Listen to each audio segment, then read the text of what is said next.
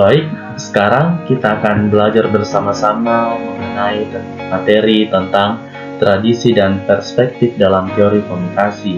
Nah, di dalam teori pada saat ini kita akan membahas dua hal. Yang pertama itu tradisi dalam ilmu komunikasi dan yang kedua perspektif ilmu komunikasi. Yang pertama, tradisi dalam ilmu komunikasi. Di dalam teori ini, Robert Trey menyebut ada beberapa tradisi dalam kajian teori komunikasi, yaitu sebagai berikut.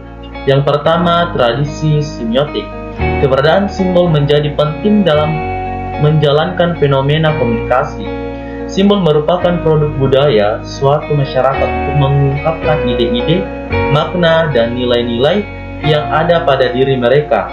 Mengkaji aspek ini merupakan aspek yang penting dalam memahami komunikasi. Yang kedua adalah tradisi fenomenologi. Nah, tradisi fenomenologi ini adalah mengamati kehidupan dalam keseharian dalam suasana yang alamiah. Tradisi ini dapat menjelaskan bahwa khalayak dalam berintegritas dengan media. Yang berikutnya, yang ketiga, yaitu tradisi sibernetik.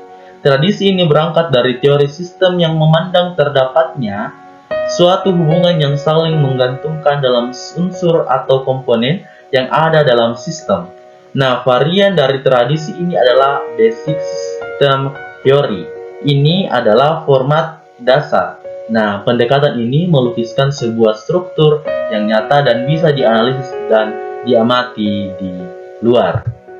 Yang keempat, psikologi sosial. Teori ini berangkat dari psikologi sosial. Ini juga dapat menjelaskan tentang proses-proses yang berlangsung dalam diri manusia dalam proses komunikasi, yakni proses membuat pesan dan memahami pesan. Yang kelima adalah tradisi sosial budaya.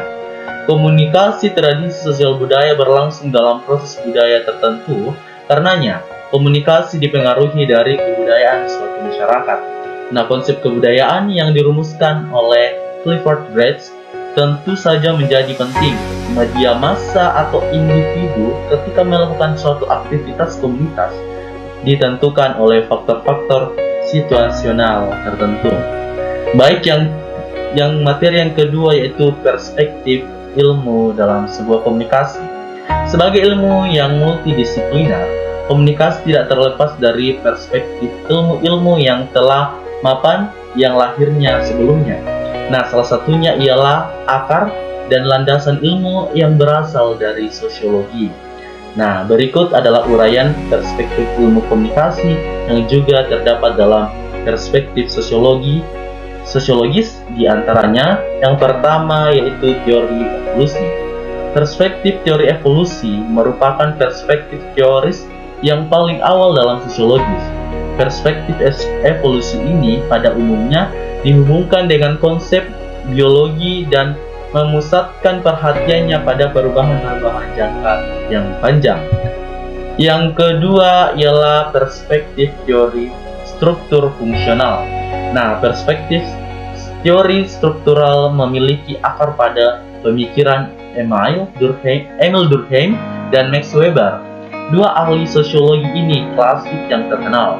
Sedangkan dalam perkembangan kemudian, perspektif ini juga dipengaruhi oleh karya Karl Parson dan Robert Merton. Nah, dua ahli sosiologi ini juga kontemporer yang terkenal pada masa-masa sekarang atau masa kita dini. Yang terakhir adalah perspektif teori konflik.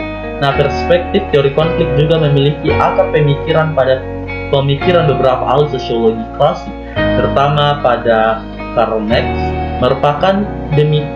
Meskipun demikian, para ahli dari perspektif teori konflik modern juga banyak memberi sumbangan pemikiran, terutama dari John Stuart Mill, Ralph Dev, dan Lewin Kosser, dan beberapa para ahli lainnya. Ya, sekian materi dari saya pada saat ini. Sekian dan terima kasih atas